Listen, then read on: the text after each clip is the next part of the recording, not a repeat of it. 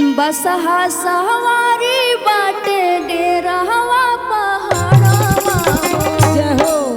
अरे बसहा सवारी बाटे डेरावा पहाड़वा हो।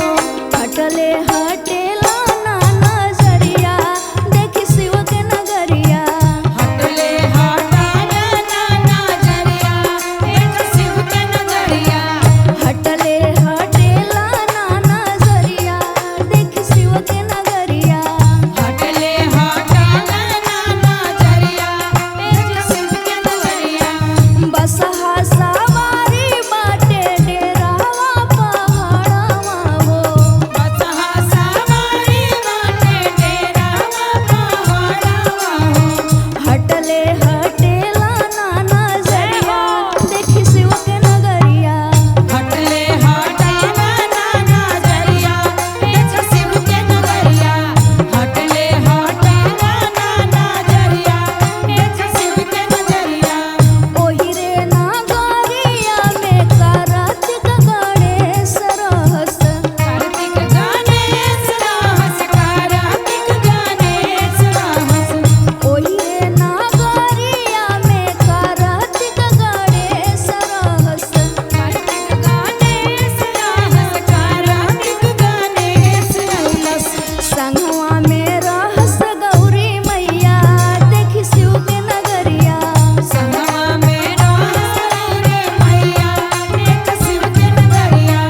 संगमा में रहस मैया देख शिव के नगरिया।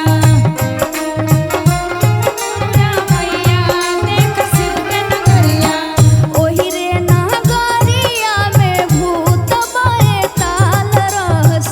भूत बैताल रहस भूत बैताल रहस। ओही रे नगरिया में भूत बैताल रहस। भूत बैताल रहस भूत बैताल रहस। संगवा में रहस नंदी भैया देखी शिव के नगरिया। संगमा में रहस नंदी भैया देख शिव के नगरिया।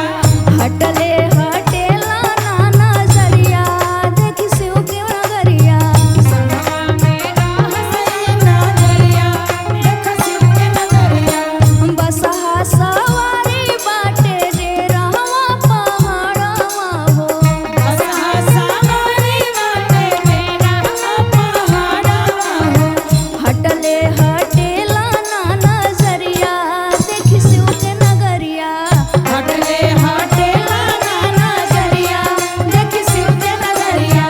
हटले हटेला ना नजरिया देख शिव के नगरिया। हटले हटेला ना नजरिया देख शिव के नगरिया। हटले हटेला ना नजरिया देख शिव के नगरिया।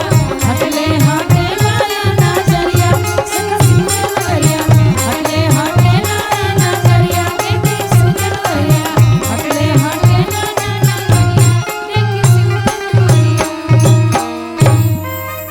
प्रेम से बोलिए शिव गुरु महाराज की जय हो।